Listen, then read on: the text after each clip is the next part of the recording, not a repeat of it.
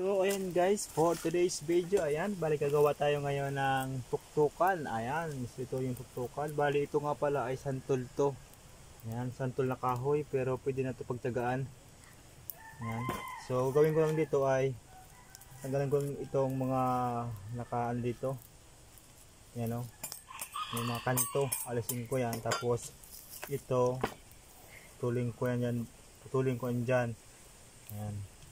Tapos yun na, tuktukan na ng sibuyas, kamatis, ganon. So maganda kapag kahoy yung tuktukan kasi nga kahit makain mo yung itong kahoy, okay lang compare sa tuktukan na plastic. So delikado yun sa katawan natin. Kasi pag nakain natin yun, yung plastic na yun, pwedeng hindi na yun makalabas sa ating katawan. Mas maganda kasi kapag kahoy, kahit makain mo to, okay lang to kasi kahoy naman to, nabubulok naman to sa katawan natin.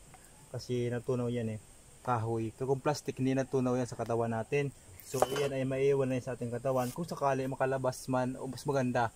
Pero kung hindi ito makalabas sa ating katawan, mahirap yun.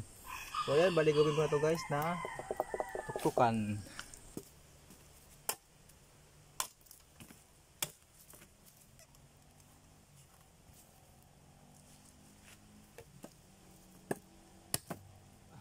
Yan, bali.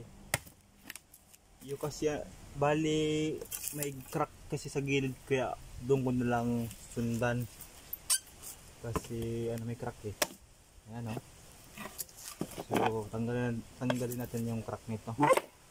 Bali maliit basta meron tayong tuktukan dito. Na pwedeng magamit.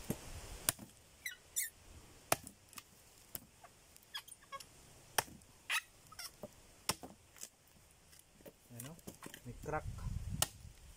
Kaya yun ang tanggalin ko.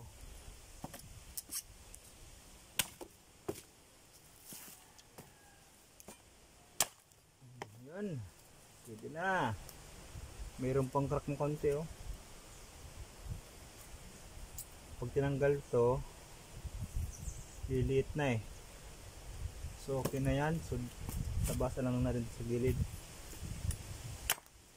So linisan lang natin to.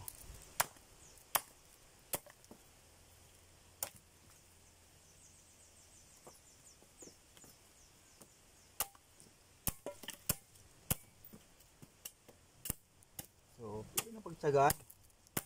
Habang wala pa tayong mas magandang tuktukan, pwede na to. Ayaw kasi ng plastic. Kasi pangit kasi yun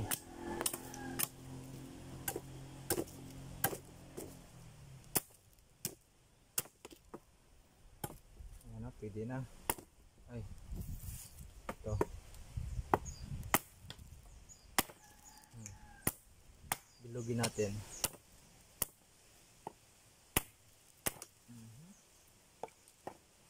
Ganda bilog.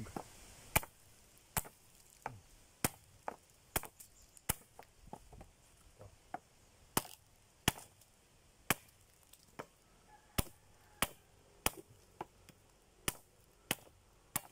Ayan, pwede na yan So may sabit-sabit pa dito. Tanggalin natin yung mga sabit.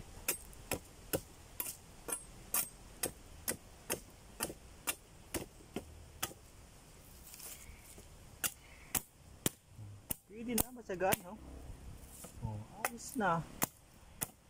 Meron tayo tuktukan dito. Pang lang sibuyas. Ayan, bawang. Mga maliliit lang, pero kung mga malaki dito pwede kasi mabiyak to. Kasi manipis lang to Pag malaki, biyak to. Manipis lang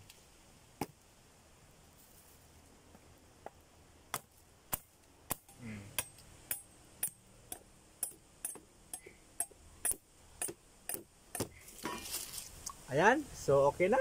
Bilog kasi gusto ko yan. So ayan guys, tapos na.